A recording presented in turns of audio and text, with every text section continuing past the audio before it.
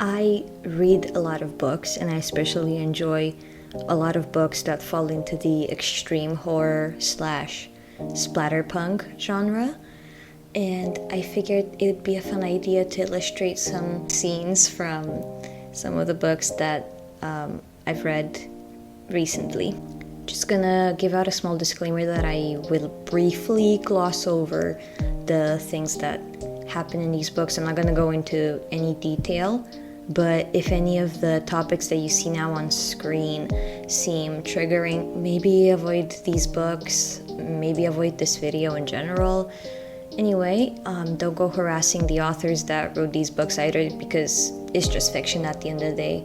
So let's get started. Tender is the Flesh. This book tells the story of a society in which a pandemic kills all the animals, and so animals are now replaced by people. This doesn't just cover the ways in which humans use animals in their diet, but it also covers the ways in which we use animals as other things like entertainment, as pets, whatever. This book usually elicits one of two reactions out of people into the extreme horror genre, and it's either, oh my god, it's so good, or just meh. I think I'm on the oh my god, it's so good side. In contrast with most of the extreme horror novels that I've read, this book actually has a lot of substance. The part that creeps me out the most is not that there is some sadistic killer who gets off on doing whatever he's doing to his victims, but the fact that the people committing these atrocities in this society don't get off on it. In fact, they don't seem to have any kind of reaction at all. They're just so used to it. It's just another part of their day. I think that the main horror aspect wasn't even supposed to be the gore or the slaughtering or any of that. It's just supposed to be the realism.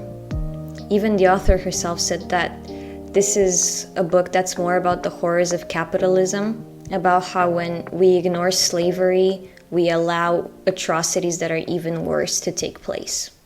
This book took me about one day to read, and it's pretty hard to stomach, and it's definitely a book that if you read, you'll be thinking about it over and over and over and over again. The ending was quite unpredictable, but then I went back and I reread the whole thing, and I was like, oh, it makes so much sense now. Because even our main character, Marcos, who claims to be so different from the people around him that he despises, is still desensitized. He still views Jasmine as like just an incubator, so he isn't as different as he would like to think that he is. The scene I drew, I originally tried to go with a bit of a painterly style, but didn't really work out. So eventually I reverted to my usual line work and coloring. I haven't painted digitally in so long, so excuse me if I'm rusty. I decided to paint the scene with the abandoned warehouse and the graffiti on the walls, since I just imagined it really beautifully in my head, but my drawing turned out way worse than I would have hoped, but it's fine. Dead Inside. This is a novel written by Chandler Morrison. I hope I'm pronouncing his name correctly. So it follows a security guard at the hospital who enjoys having relations with the dearly departed.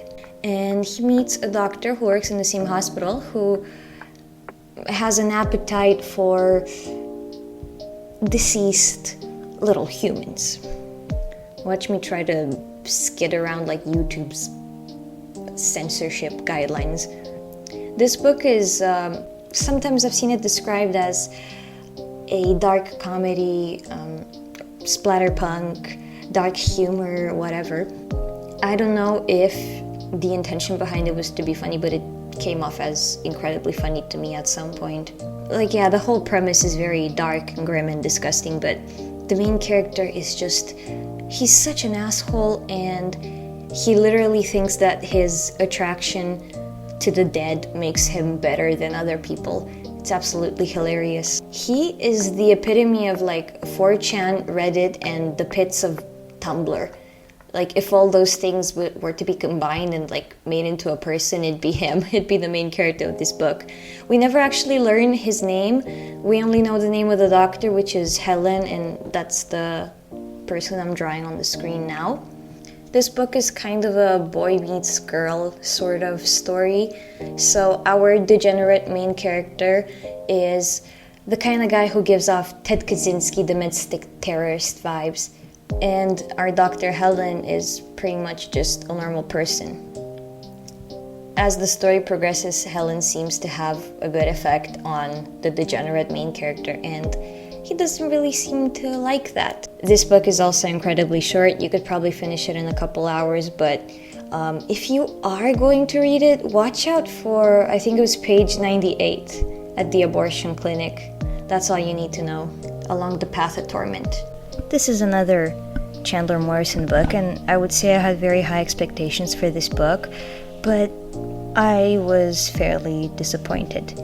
Generally, anything that deals with Hollywood elites and horrible things that they get up to is a huge win in my book, but this one didn't really deliver. I found it unnecessarily pornographic. There was way too many S scenes, and a lot of them very out of pocket.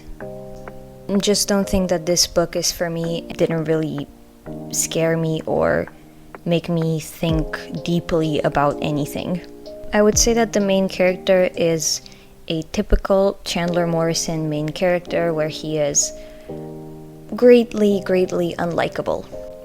I've never been one to decide if a book is good or not based on the moral compass of the main character and how much that moral compass aligns with my moral compass, but I genuinely think that Tyler has absolutely nothing to bring to the table. In the book Dead Inside, at least, the main character is funny and he's got like some witty social commentary, but the only social commentary that Tyler is able to come up with is just that he hates Los Angeles. He gets to do a lot of awful things and never gets any kind of comeuppance or anything, which is pretty realistic. I would say a lot of people do awful things in real life and karma never gets to them. But this guy just felt completely empty and not entertaining at all, and you can't even bring yourself to care about his problems. I gotta give credit where credit is due and say that this is the first ever extreme horror book that I read that has managed to make me almost puke. I've never read a book that has managed to do that, and I think that's what Chandler was going for, so props to him for that. Now, if you are gonna read this book, huge warning, around page 30 or page 32, there's something really awful that happens, and the book just gets worse and worse from then on. Alright, so that was my 2 cents on these books that I've read.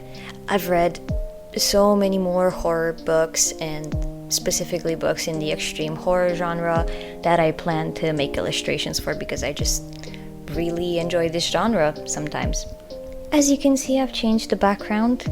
I'm at a Balkan police station where the computers have not been updated since the 80s and there's black mold growing on the walls.